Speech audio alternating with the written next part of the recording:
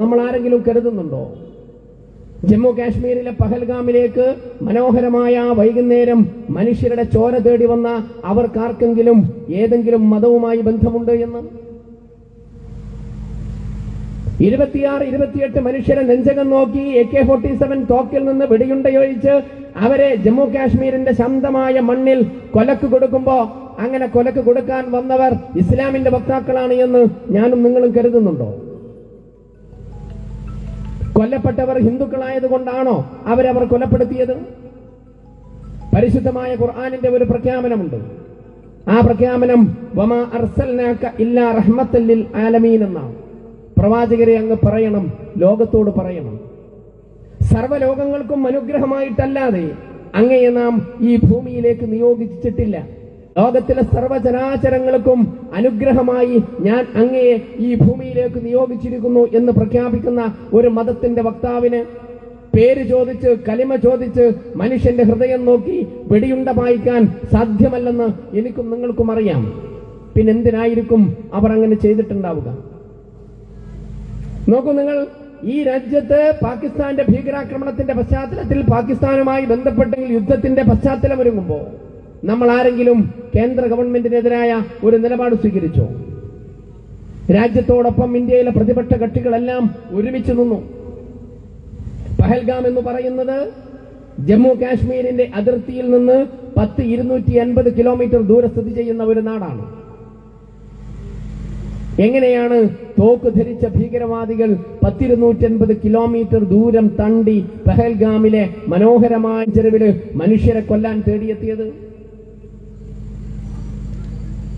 രാജ്യത്തിന്റെ ഗവൺമെന്റിന് ഉത്തരവാദിത്തമില്ലേ? നരേന്ദ്രമോദിയും അമിത്ഷായും രാജ്നാഥ് സിംഗും ഇന്ത്യയിലെ സംഘപരിവാരം ഈ രാജ്യത്തിന്റെ അതിർത്തി കാക്കാൻ, ഈ രാജ്യത്തിന്റെ സമാധാനം കാക്കാൻ, ഈ രാജ്യത്തിന്റെ സുരക്ഷ കാക്കാൻ ബാധ്യതപ്പെട്ട കേന്ദ്ര ഗവൺമെന്റിന് പഹൽഗാമിന്റെ മണ്ണിലേക്ക് തീവ്രവാദികൾ നുഴഞ്ഞു കയറി വന്ന് മനുഷ്യരെ നേരിൻ നെറിയുമില്ലാതെ വെടിവെച്ചു കൊന്നതിന്റെ ധാർമ്മികമായ ഉത്തരവാദിത്തമില്ലേ? ഇവിടെ RSSും BJPയും നടത്തുന്ന ഒരു ശ്രമമുണ്ട്. ആ ശ്രമം എന്താ? കേന്ദ്ര ഗവൺമെന്റിനോട് ചോദ്യങ്ങൾ ചോദിക്കുന്നവരെ തീവ്രവാദത്തെ സഹായിക്കുന്നവനാണ്, അവൻ രാജ്യദ്രോഹിയാണ് എന്ന് RSSും BJPയും സംഘപരിവാരവും ഈ രാജ്യത്ത് പ്രചരിപ്പിച്ചുകൊണ്ടേയിരിക്കുകയാണ്. 280 കിലോമീറ്റർ താണ്ടി പഹൽഗാമിലെത്തി മനുഷ്യരെ കൊന്നു എന്ന് മാത്രമല്ല, 3 ലെയർ സുരക്ഷാ സംവിധാനമുള്ള നാടാണ് ജമ്മു കാശ്മീർ എന്ന് പറയുന്നത്. 3 തലങ്ങളിലായി സുരക്ഷാ സംവിധാനമുള്ള ഒരു നാടിന്റെ പേര് ജമ്മു കാശ്മീർ.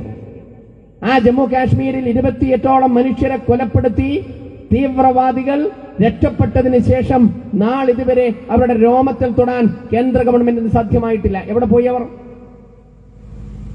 ഇവിടുന്ന് ഒരാളെ പള്ളക്ക് കുത്തിയിട്ട് ഒരുത്തൻ രക്ഷപ്പെടാൻ ശ്രമിച്ച നമ്മൾ 24 മണിക്കൂർ കൊണ്ട് അവനെ പിടിക്കൂലേ? നിങ്ങൾ നോക്കിയാൽ കാണുന്ന ദൂരത്ത് തോക്ക് പിടിച്ച പട്ടാളക്കാരൻ കാവൽ നിൽക്കുന്ന ജമ്മു കാശ്മീരിന്റെ മണ്ണിൽ നിന്ന് 28 മനുഷ്യരെ പച്ചക്ക് കൊലപ്പെടുത്തിയ തീവ്രവാദികൾ രക്ഷപ്പെട്ടു പോയതിന്റെ ധാർമ്മിക ഉത്തരവാദിത്തം പ്രധാനമന്ത്രിക്കും ആഭ്യന്തരമന്ത്രിക്കും രാജ്യത്തിന്റെ സുരക്ഷയുള്ള പ്രതിരോധ മന്ത്രിക്കും ഉണ്ട് എന്ന് പറഞ്ഞാൽ അതെങ്ങനെയാണ് രാജ്യദ്രോഹമാവുക?